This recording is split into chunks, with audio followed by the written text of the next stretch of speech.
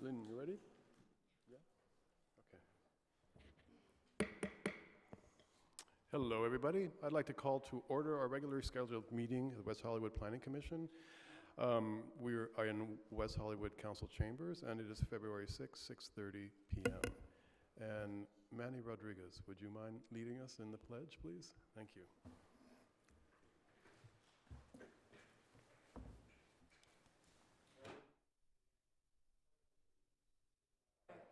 The United States of America, to the republic for which it stands, one nation, under God, indivisible, with liberty and justice for all. Thank you, Manny. David, could we have the roll call, please? Good evening. Tonight, Commissioner Jones is absent, so the voting record will reflect that. Commissioner Hoopengarner? Present. Commissioner Erickson? Present. Commissioner Buckner? Present. Commissioner Elchel? Present. Vice Chair Bass? Here. Chair Carvalero? Here. And we have a quorum. Thank you, David. Do we have any changes to the agenda? I move approval. Second. Great. So we, Lynn, I'm not sure if you know, our voting system isn't working, so we have to do it analog. So, Okay, motion by Commissioner Erickson, seconded by Buckner.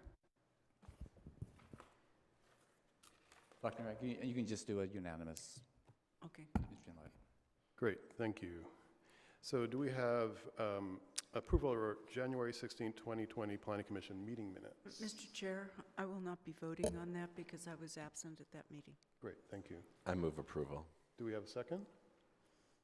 I'll second. Great. Moved by Commissioner Erickson, seconded by Vice Chair Bass. And I'll do a roll call vote on this. Commissioner Hoopengarner? Aye. Commissioner Erickson? Yes. Commissioner Buckner? I was not at the Oh, meeting. you're abstained. Commissioner Elchel? Yes. Chair Carvalero? Yes. And Vice Chair Bass? Yes. And the minutes are approved as presented, noting Commissioner Buckner as abstaining. Thank you. David, do we have any public comments? We do not. And for anybody in the audience, if you want to make a public comment, please fill out one of our speaker slips and hand it to David. Director's report, Mr. Kehoe.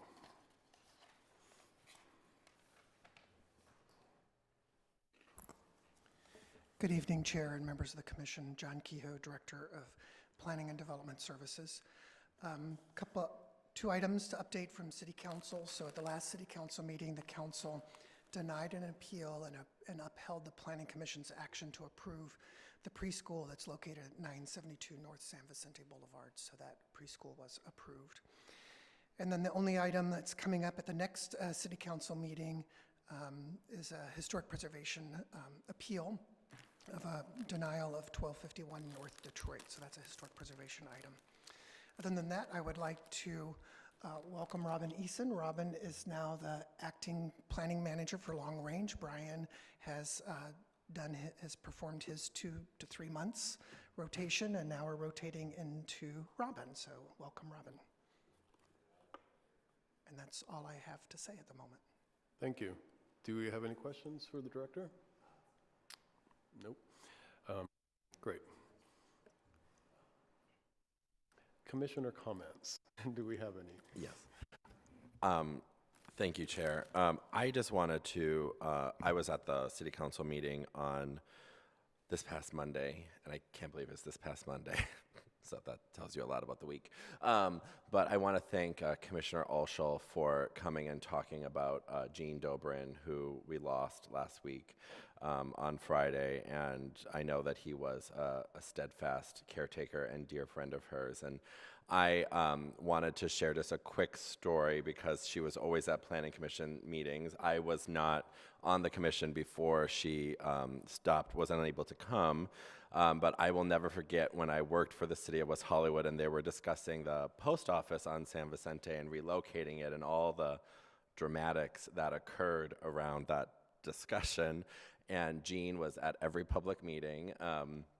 and she went, she was around 5 foot tall, maybe, and she always wanted to speak first, and she went up there and was speaking about it, but a man who was, I think, around 6'6", jumped in front of her, and they had clearly known each other, and she started tapping his foot with her cane and said, "I was here first," and they got into it. And the image that will be forever seared in my memory of Jean is her looking up at a man that was literally 6'6", and him screaming down, "I'm not afraid of you, Jean," and she spoke first. And it was just when I thought of that story, when I had heard she passed, because she was a Titan, she was a person that lets you know how she felt first and then asked for an apology later.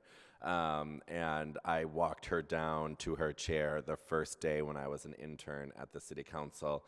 So my bosses literally threw me to the wolves right away, and she always liked the attention, and she was always very nice once she knew who I was. So she will be missed, and I just wanted to thank Commissioner Ulschel for doing a very lovely speech on Monday. I thought it was very touching. Thank you, Commissioner Erickson. Any other comments? Commissioner Hoover? Yeah, I would like to adjourn this evening's meeting in Jean's honor. Yes, I'll be doing that. She's, when you think about civic activism, that was Jean. She was very passionate about our city and loved it very much, and she will be missed. Excuse me. I want to just say a few words, if you don't mind. Thank you. Jean was amazing. She really was amazing. She did her homework. She really did. She was intelligent. She had strong views about everything, and she let it be known. And as long as she was able to be here, she was here and spoke to each item. She spoke at both public comment periods, and she always had added value, and she had a certain constitutional memory that most of our residents didn't have, and so she always was able to contribute from that many, many years of knowledge. She was feisty, that's for sure, and she was great. I had a lot of opportunities to spend time with her personally, and she was very supportive of all the things that the city was doing to help our residents. So she will be missed. Any other comments? Commissioner Ulschel?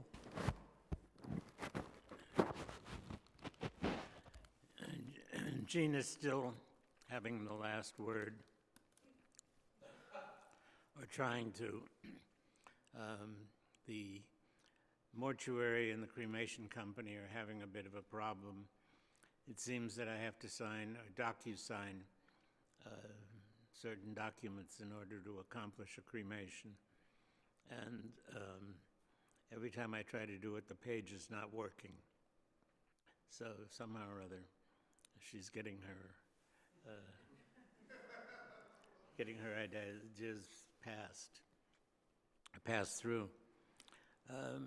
Her cremation, once it's taking place, will then lead to her internment in Westwood Cemetery in a space yet to be acquired. And at some point in the not too distant future, there will be a community event to celebrate her life and to give emphasis, as she requested, on her lifetime spent as a community activist. And yes, Jean, there will be food. And no, Jean, there will be no alcohol. And thank you, everybody, for all of the remarks and all of the wonderful kudos that they have paid to Jean over the last week since her passing. Thank you, Commissioner Olchel. Okay. Consent calendar, we don't have any items, so that moves us on to our one and only public hearing. It's a zone text amendment for short-term rental regulations. We will consider a request to add a new subsection which will prohibit the solicitation of city residents to host short-term rentals in West Hollywood. And Danny Rivas will be doing the staff report. Thank you. Thank you and good evening, Chair and members of the Planning Commission. My name is Danny Rivas and I'm the city's Code Compliance Manager in the Public Works Department. The item before you this evening is regarding the proposed zone text amendment prohibiting the solicitation of short-term rentals. To provide a little bit of background, in September of 2015, City Council adopted an ordinance prohibiting the rental of a dwelling unit or parts thereof for less than 31 days. On March 5th, 2018, City Council adopted an ordinance that established the home sharing business license program, which allows certain residents the ability to rent a portion of their residence for periods of less than 31 days under specific conditions. However, in spite of these efforts, West Hollywood residents continue to report the solicitation by internet-based platforms to host transient occupants in their West Hollywood homes on a short-term basis. What you have before you on this slide is actually an example, most recently, of a resident that forwarded over an email that they had received. You can see that it's dated January 24th, 2020. We did redact some information here, but essentially what this email is reflecting, and you could see from the subject title, is soliciting in terms of asking the resident to get started as an Airbnb host in the city of West Hollywood. So in an effort to address resident reports and promote the aims and goals of the prohibition of short-term rentals and enhance the ability to enforce the city's short-term rental ban reflected in the West Hollywood Municipal Code, the city intends to clarify its existing prohibition by adding a new subsection D, which prohibits solicitation that is intended to encourage, persuade, or manipulate an owner or occupant to engage in any act that violates our existing West Hollywood Municipal Code section 1936-331, short-term rentals. So staff is recommending the Planning Commission approve the proposed draft resolution and recommend approval to City Council. That concludes the presentation, and myself and Assistant City Attorney Lauren Langer are here to answer any questions Commission may have. I have a question, I do too. if I may. I was going to ask if commissioners have any questions for the staff. Yeah. Commissioner, Vice Chair Bass, go ahead. Sorry, I'm very excited. I'm very excited about this question. The email that you showed us that had the information redacted, was that sent to somebody who lives in a dwelling unit that could legally be rented or not? We didn't get into the specific details So it's of, possible that that advertisement would be legal, or I'm just wondering if it's an actual example of something that would be like, are they soliciting somebody that can or cannot? right. So I can tell you that the individual that received it is not a licensed home sharing, under our existing home sharing business license program. They're not a licensed resident to be able to have short-term rentals. So I guess getting to the heart of my question is, they might not currently be licensed, but if they are legally capable of licensing, like they live in a home with multiple bedrooms and they don't vacation very often, so they're there and could get home within 3 hours and all of those other rules within our short-term rental ordinance. Is it possible that that advertisement was going to somebody that could legally be a short-term rental licensee in our city? I wouldn't be able to answer that question without getting further information from the resident that reported it to us. However, they didn't make a statement in their email stating that they understood that this was illegal under the West Hollywood Municipal Code. So, Okay. Could you show us that email again? It's not in our package. sure.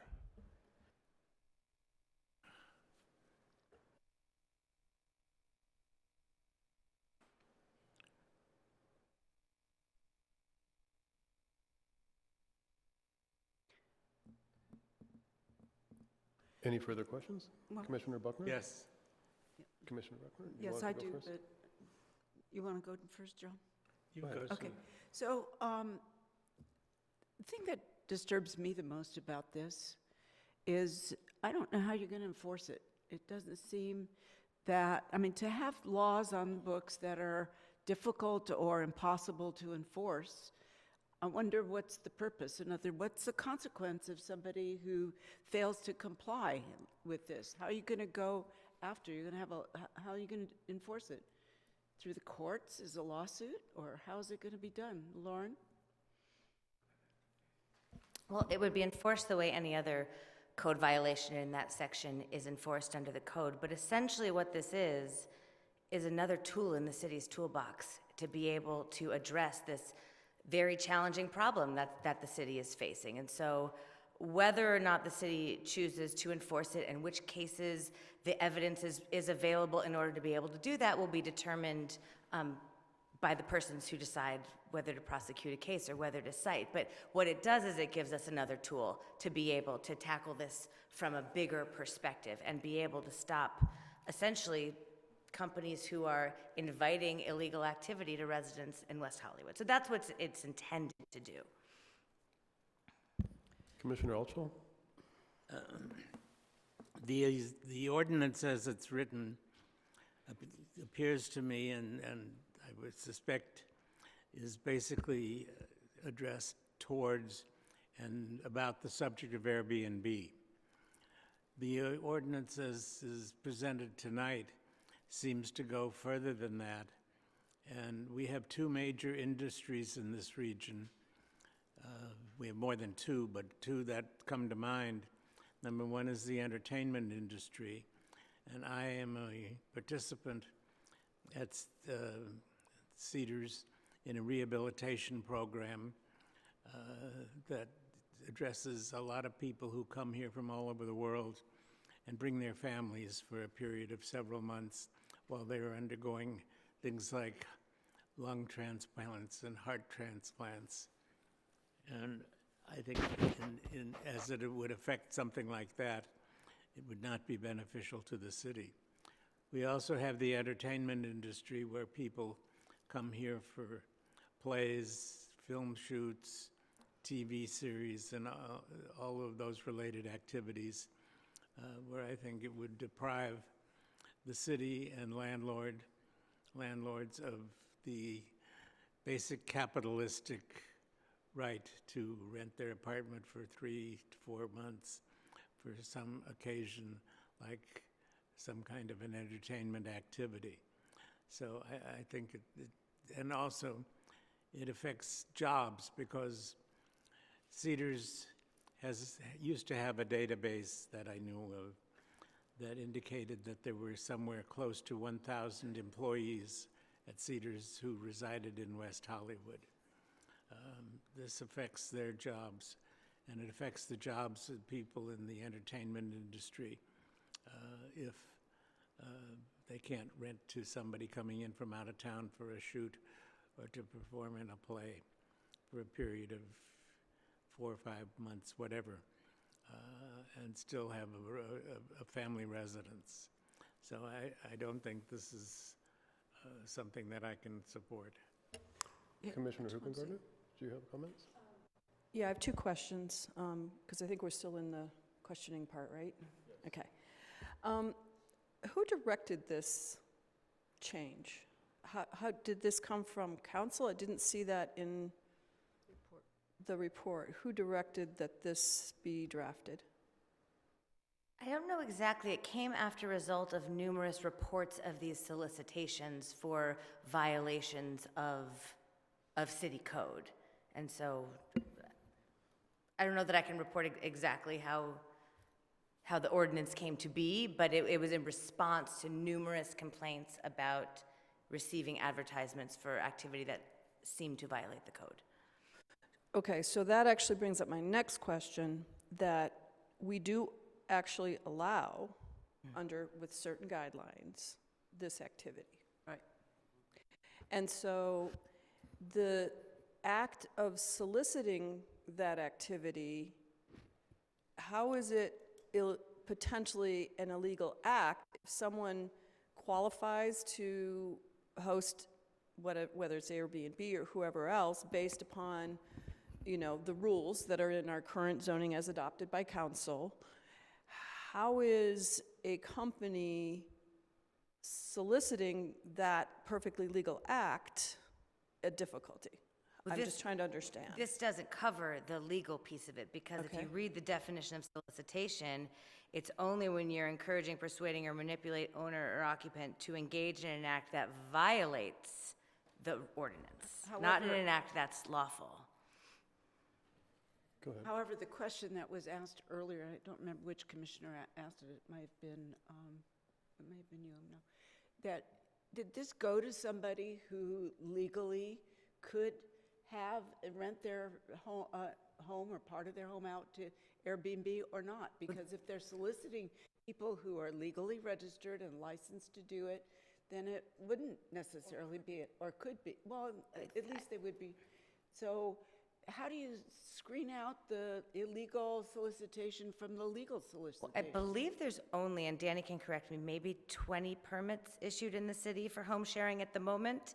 So it would only be those 20 dwelling units where home sharing is currently allowed. If you don't have a home sharing permit, it's not permitted under the code. So I think That was going I to be want my some- next question. Yeah, like there's how only many 20. licenses have we actually issued for home But sharing? if someone qualifies, they just haven't applied, but they, based on their unit and all of the other constraints, they could apply and be granted a license.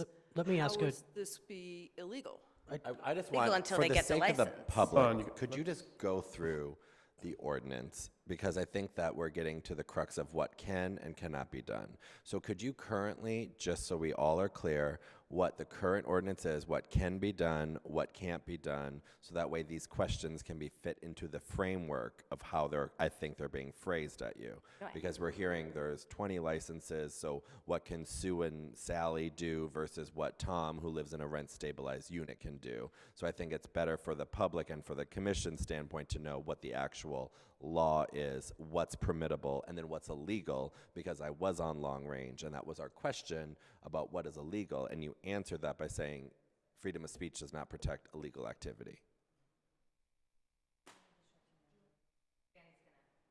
Yeah, so and Commissioner Rexha, you're referring to the home sharing business license program right now. So yeah, so currently the criteria in order to qualify for that is you need to be a homeowner, and you need to submit verification that proves to the city that you are in fact, there residing in there, that is your primary dwelling, and you also need to be there in terms of occupying it while the host. So you need to be on site.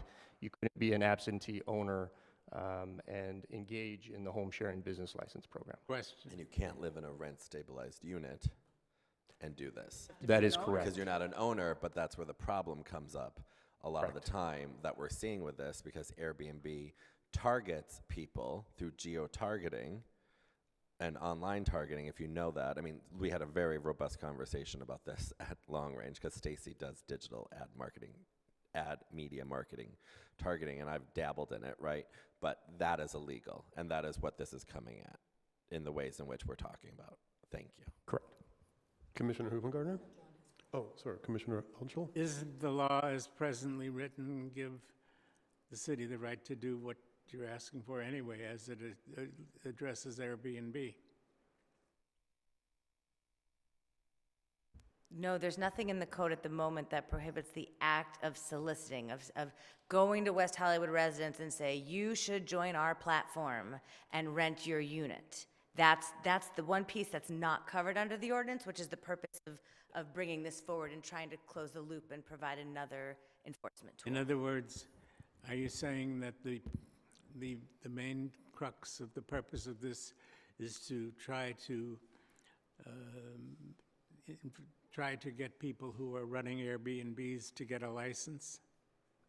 No, I think it's to stop the platforms from targeting West Hollywood residents to do something that's not permitted under the code. Do we have any, That's all it is. Chair, do we have any public comment, because I think we're verging on the edge of testimony in our discussion. So I would love to hear from the We're public. still in staff comments. We haven't gone to public comments, and Vice Chair Bass still has a question. I want to make sure I understand this. So there are 20 people, give or take, who have these permits. So they would be able to be advertised to. We all agree. They could get advertising from these platforms. But if I live in a rent-stabilized unit, so this doesn't apply to me, but let's say I own the home next door to where my apartment building is. I own this home. There are two bedrooms. I live there alone.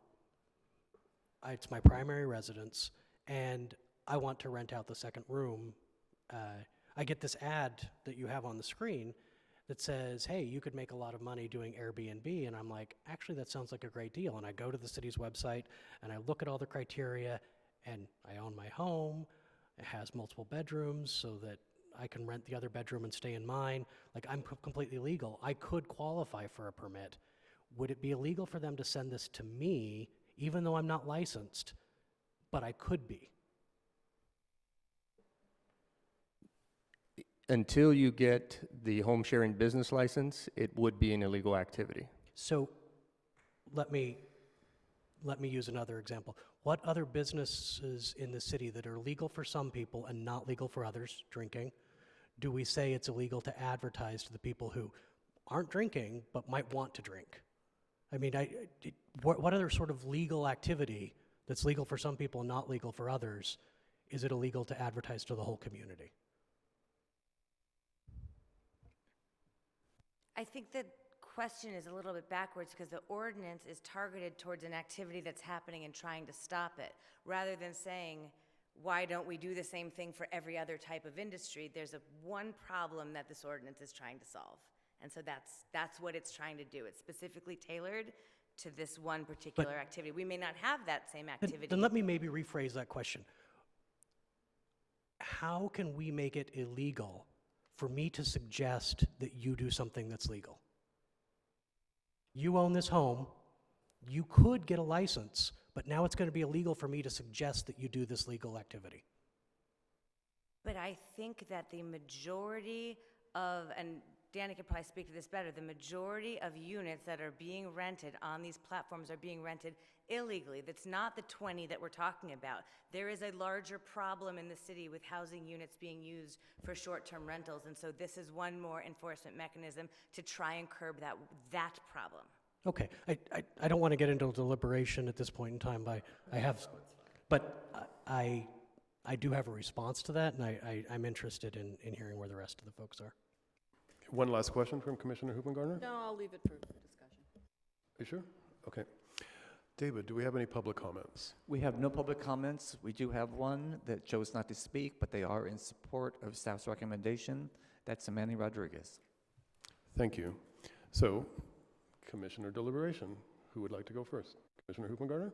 So, yes, I will agree with Commissioner Bass, and my questions are just exactly that. There are any number of homes right now in the city of West Hollywood that could qualify for one of these licenses. Yes? Mine own included. And the fact that I've received this solicitation under this ordinance would be an illegal act for someone to send me this solicitation. Even though, not until it becomes part of the law. Well, under this resolution, if we adopt this, it would be an illegal act for Airbnb to send me via email, mail, snail mail, a flyer on my doorstep, a solicitation for me to consider becoming an Airbnb host.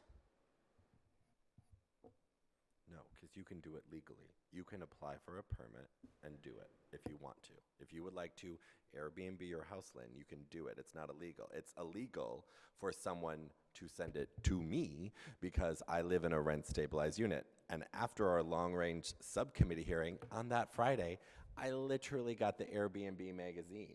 I do not subscribe to this magazine. It was on my doorstep. It was not on any other person's doorstep in my building. I asked all my neighbors because it's illegal. And I talked to people. They've been targeted too. They all live in rent-stabilized units. In my building alone, a person was hosting Airbnb. I turned them in, and now a long-term resident lives there and is enjoying our community because the person that lived there was living in Japan and renting out their apartment. That is illegal. You own your home. It's a very lovely home. You can apply for a license, and you can Airbnb till the cows come home. Other people like myself, it is illegal for us to do that. Right, but that's the citizen's responsibility to comply with the law or not comply with the law, okay? It's their responsibility to apply for a permit in order to do this thing, okay? I'm trying to understand if someone sends out a flyer to every resident of the city of West Hollywood, they're in violation for 50% or whatever that percent is that doesn't qualify, but they're not in violation for the 50% that do qualify. Is that, I mean, so if there's a big apartment building right next to me, okay? So if this flyer lands on my doorstep, it's legal under this ordinance. But if this flyer lands on the doorstep of every rent-stabilized apartment in the building next to me, that's illegal under this ordinance. I'm not sure that's right, Lynn. Well, I'm just trying to understand because that's what... I don't think it's legal at your building, at your home, until you get a license. You are not legally allowed to home share until you have the license. Right. There's only 20 issued in the city at the moment, so every other dwelling unit, it's not legal. Let's talk about the word solicitation as well. Solicitation. This is One at a marketing. time. This is marketing, correct? Sure, they're They're marketing marketing. to try and get more Right. posts on their platform. Right. So to Adam's point, I think, if I got a flyer for, you know, a wine club and I have a minor in my house, you know, I mean, that is illegal for that minor to drink wine.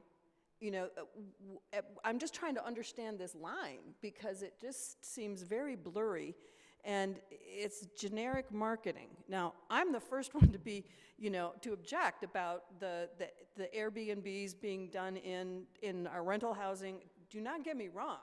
I'm just really concerned about this very blurry language that is, again, you had used my exact words. What are the consequences and how is it enforced? I mean, we're going to have this code on our books, and it's like, and then what? So I come to you and say, this showed up on the doorstep of everybody in the building next door to me. What are you going to do about it? And then I'm going to let code enforcement answer that because that is their job. Right. So in terms of, you know, what are the consequences and how is this enforced? So for one, this ordinance would be acted upon by the Code Compliance Division on a reactive basis, meaning that a resident that is in receipt of this would have to bring it to our attention, like the example that I'm showing on the slide that's up, right? So once we receive that, then we would go through that investigative process in terms of cross-referencing the residents' information and checking to see. We actually have 24 home sharing business licenses that have been issued throughout the city at this time. So we would cross-reference and say, okay, is this somebody who's in our database? If they're not, is it a rent-stabilized unit? If it is a rent-stabilized unit, then we know that they're not going to qualify under the criteria of being allowed to do a home sharing business license in the city. And then at that point, what we would do is we would utilize that email as evidence and then issue a notice of violation to the online platform that issued it, informing them of our ordinance and telling them to cease and desist.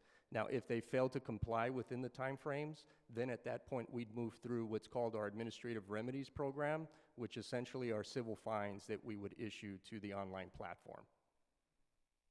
Okay. Next. That seems clear. Commission, Yeah, so I have questions about enforceability.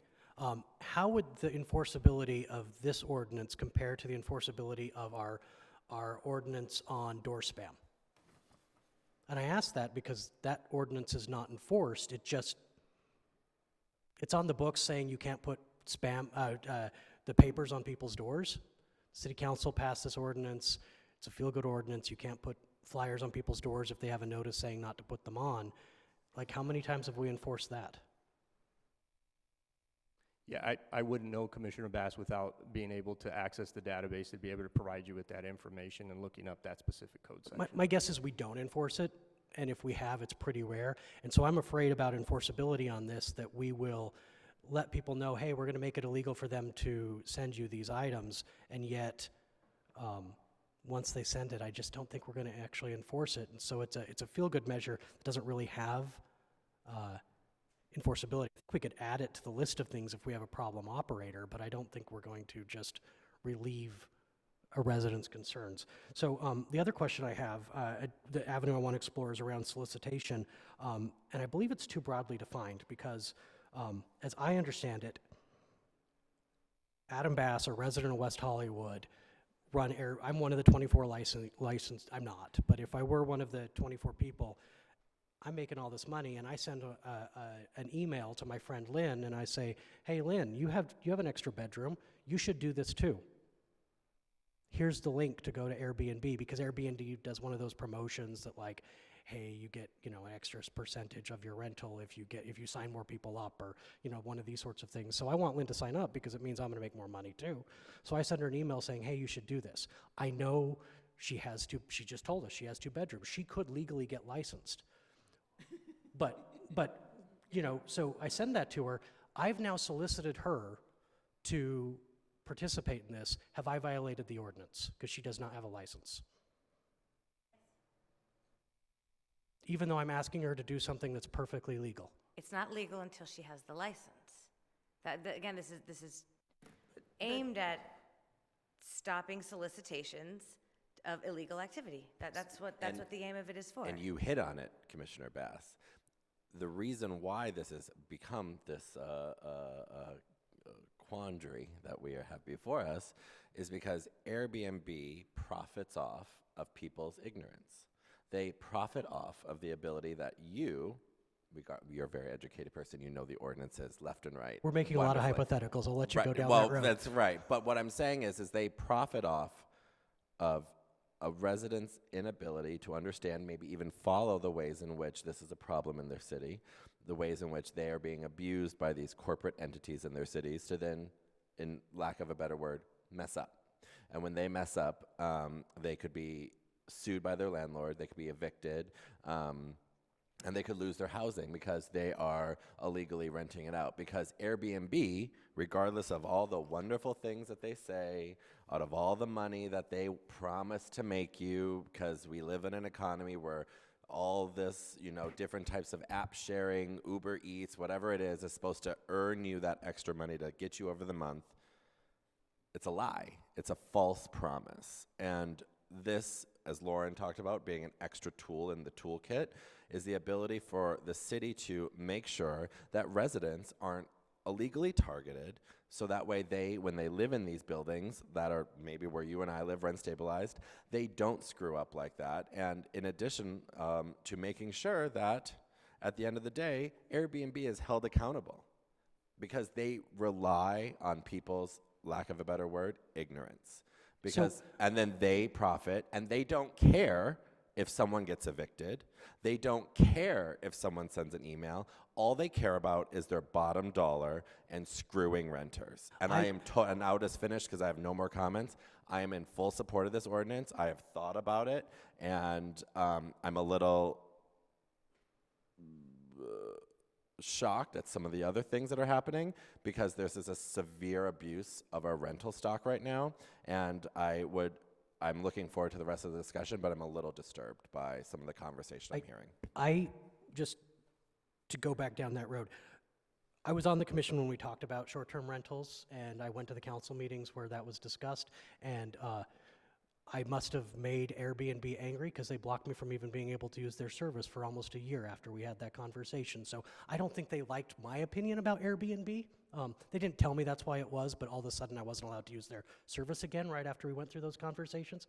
Maybe after tonight I won't be again, but I had a lovely Airbnb in Rome when I was there a few weeks ago. So I used their service, and that they were licensed. I actually checked into that because I'm that sort of person. So I'm also appalled, and I made many of the same arguments that Commissioner Erickson made when we had that conversation. However, I don't think that this is the approach. I think that when we talk, I think we might be headed in the right direction, but I don't think we're there yet. The phrase solicitation is too broad if it could include me having a private conversation with a friend. If we live in such a small city that if there was a billboard that was placed on the border of Los Angeles and West Hollywood, but was facing West Hollywood, is that billboard now a solicitation? I think that the definition in this ordinance is still too broad for that. I don't think that we're actually going to enforce that. I'm going to extremes, but I believe that we have not clearly defined this, because if it can pick up a resident talking to another resident, it is too broad as it is. And I believe that it fails. There are very smart attorneys in this room who I respect very much, but I feel like this violates the First Amendment, and I believe that our enforcement efforts should be focused on those platforms that are putting advertisements for illegal rentals on there. And I know that we run into federal law that deals with internet advertising and platforms being able to host what other people put on there they're not responsible for, and I know that's way beyond my pay grade to go into that, but I don't think them trying to promote a business that is legal in this city under certain circumstances, and for them to advertise to people who could be legal users of this service is a problem. Now, if this came back and they could advertise only to people, they could only target people who it was illegal, or excuse me, they could only target people who it was legal, so people who could otherwise get a license, I might get there. But if it's prohibiting, you'll look confused. So right now, it would be illegal to advertise to me. I'm in a rent-stabilized one-bedroom apartment.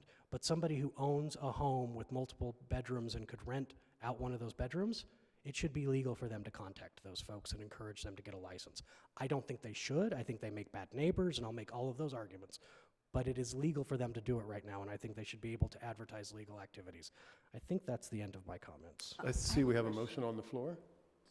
Is that? I'm not finished Okay. with this.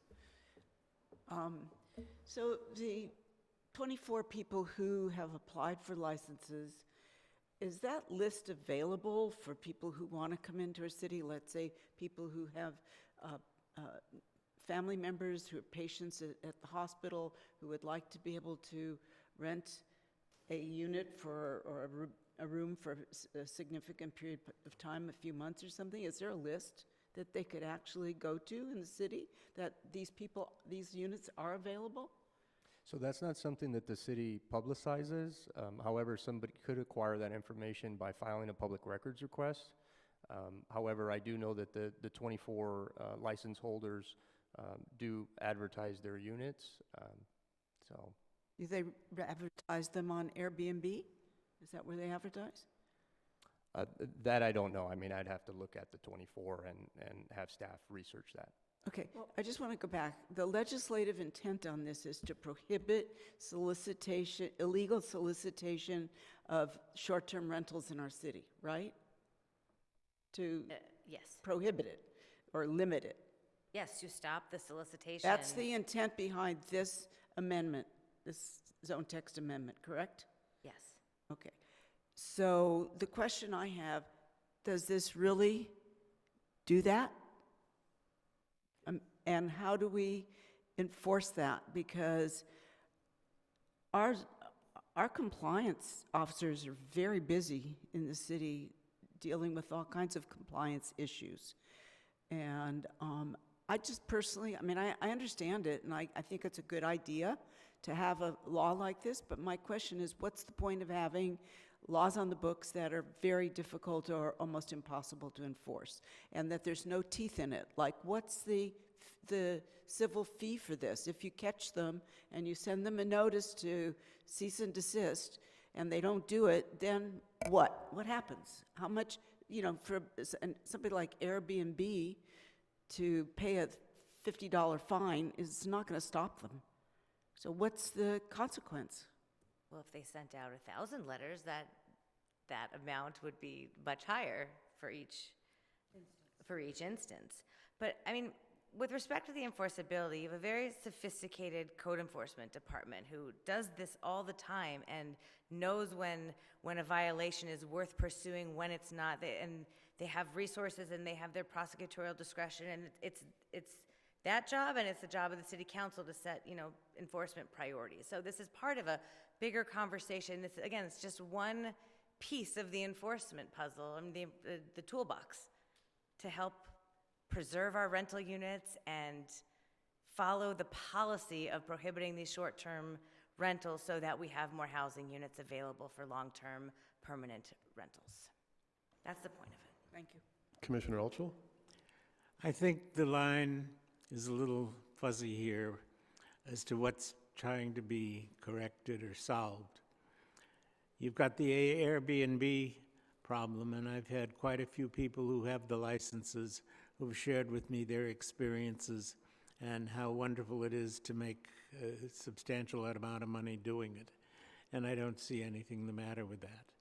I think any constitutional lawyer, of which we've seen plenty over the last several weeks, would say that that is certainly not prohibitable.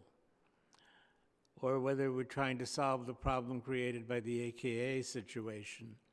And I think a little bit more thought, research, and legislative background needs to go into this to make the delineation as to exactly which problem is trying to be solved, if you can confine it to one of those two problems, because you're not going to solve both of them by this situation.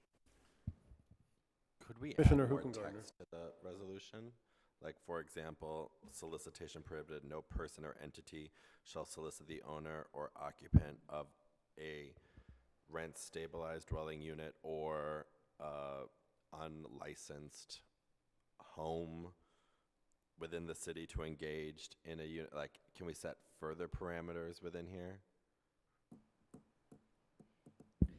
Yeah, the answer is yes. I would want to think about whether that I just covers spitball that, everything. but that's what I'm just saying, like, Yeah. 'cause I hear what my fellow commissioners are saying, and I feel like we do believe in the Overbroad. intent and what we're trying to get to, because we had this, and Commissioner Buckner, we had the same, and I believe Commissioner Hooperding, we had the same conversation about enforceability at long range a couple weeks, whenever it was. But what I'm hearing my fellow commissioners say is, obviously we want to protect the rent-stabilized housing stock that we have. So adding the words rent-stabilized, and I'm open to any type of communication I on would that. say any rental unit, Any rental unit, you because can it is only illegal. solicit a homeowner Yeah. who is registered. I mean, you could be that specific. But My I question think is it's really, really overbroad simple is here. my concern. Commissioner We say any Hoopengardner? rental, Right. I'm sorry. So I too am 100% down with enforcing this on our rental units and, keeping our housing stock protected. I'm 1,000% behind that, and I have no problem with doing just that. My problem with this language, I think, is it way overbroad. I see a situation where you could have our own MTA buses be in violation of this because they have an Airbnb solicitation on the side of the bus and are driving through the city. The same with these new digital ads on tops of taxis and tops of Lyfts and Uber drivers. That Uber driver could become liable under this ordinance because that is a broad solicitation of everyone in the city of West Hollywood, and it's just a drive-through billboard. But they also advertise to get people to use their platform and stay in their units in Rome.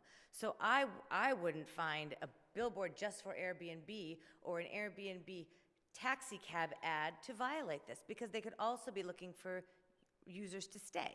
This is talking about If it's telling people Yeah, but to use their So if units the bus in ad violation. said, hey, rent in West Hollywood, use this app, go here, Like, that's the direct solicitation. It says, hey, use Airbnb to stay in Rome. That's very different. That's not what I'm talking about. I'm talking about, and you could have an ad on a taxi, on an Uber, on a Lyft that says, turn your home into, a stream of income, become an Airbnb host, okay? That could be an ad on a bus, on a car, that would come through our city, and that person would be in violation under the language as it's written. And furthermore, we have billboards, and this back to, you can't solicit an illegal act. I understand that in terms of the First Amendment, but we have billboards all over this town that are advertising weed, and there are people viewing that billboard who are minors, who are not legally allowed to buy weed. And so that's not illegal. Cannabis. Okay? Excuse me. Sorry, I had to. You set me up. I call it skunk weed because that's what it smells like. It literally smells like skunk weed. But I'm just really concerned about the overbroad language, and I absolutely applaud the goal. I just don't believe that this, as it's written, achieves what we really want, and we're putting a lot of effort into something when we should just go back to enforcing what we've got on the books in terms of getting our rental housing not being used for Airbnb. And let's spend our time finding them online and stopping it. And maybe there's another way to accomplish this, but I really don't believe that this language does that. Vice Chair Bass?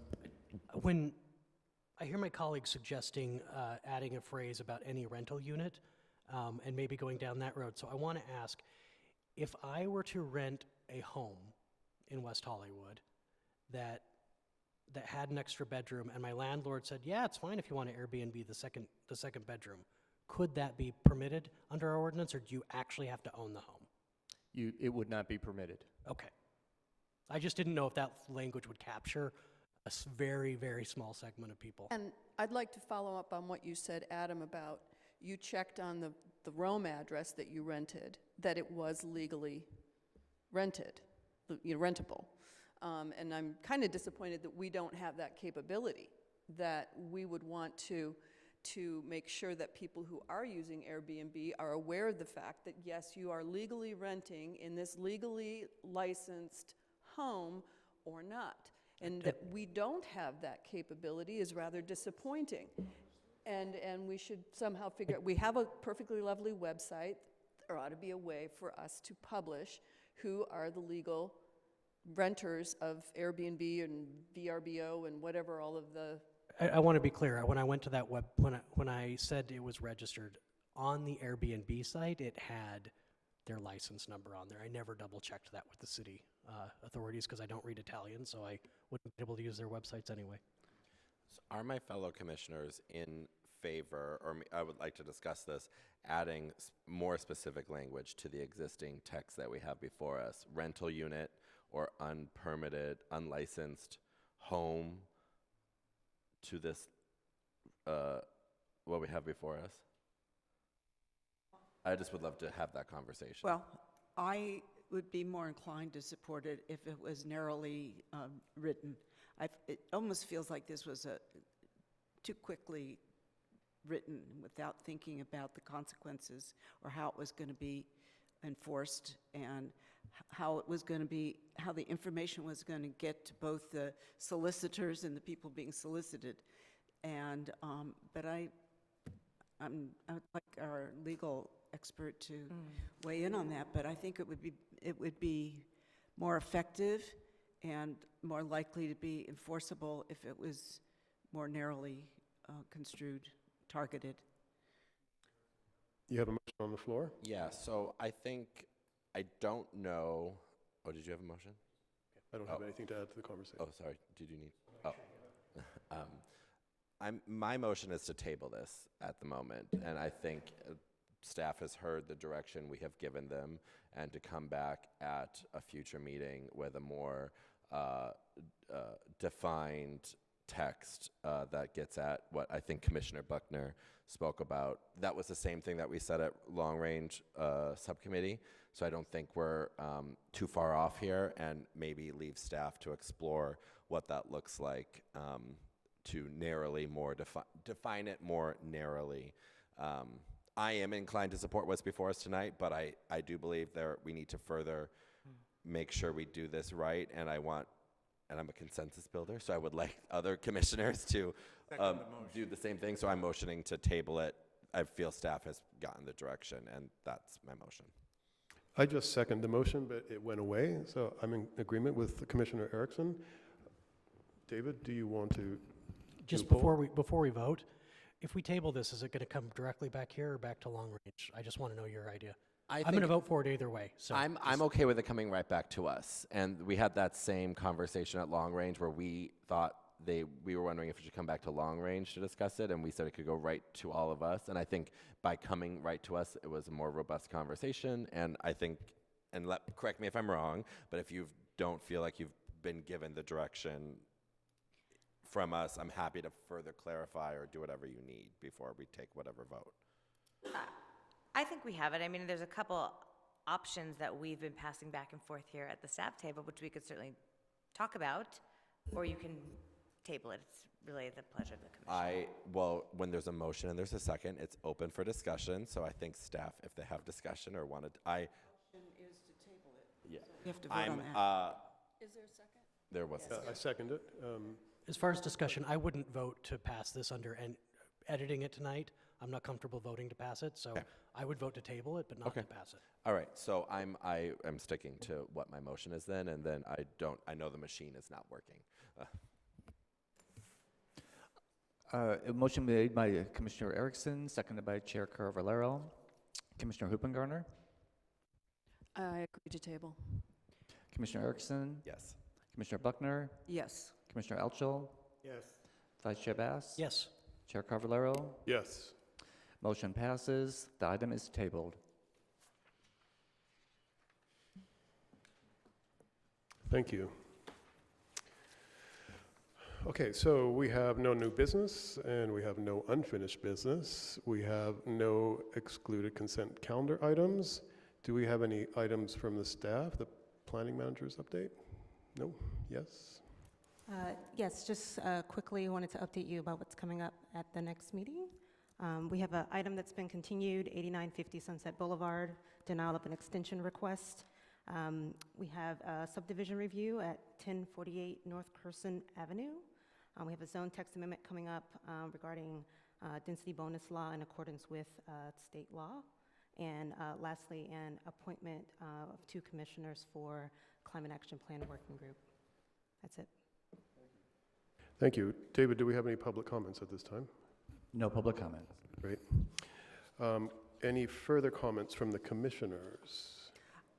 No? I don't know if this is appropriate at this time, but on February 20th, there's not a huge agenda. I don't know if staff could pull it together and get it noticed in time and bring this very item back to us on that meeting on February 20th. I don't know if there's enough time to publicly notice and get the language. It seems like there's not a lot of tweaking, but just a suggestion.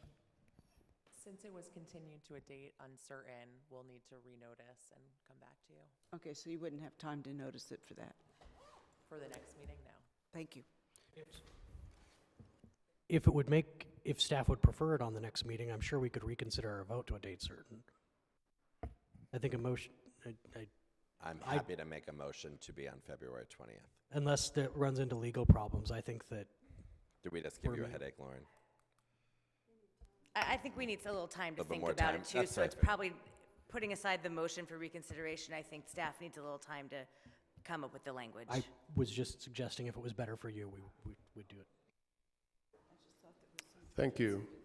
Subcommittee management, do we have any comments from commissioners in regards to upcoming schedule? Do we know of what's coming up with design review? I don't. No. No, design review. Yeah. I may be taking a work trip, and I might not be here on March 5th. I will know by the end of the week, and I'll let David know as soon as I know. I'm hoping that doesn't happen, but that might. So, any other comments? Nope. So I would like to adjourn in memory of Jean Dobrin, who often frequented our Planning Commission meetings, and we all will miss her greatly. We'll see you at our next regularly scheduled meeting at 6:30 p.m. on Thursday, February 20th, 2020. Have a great Valentine's Day. Thank you.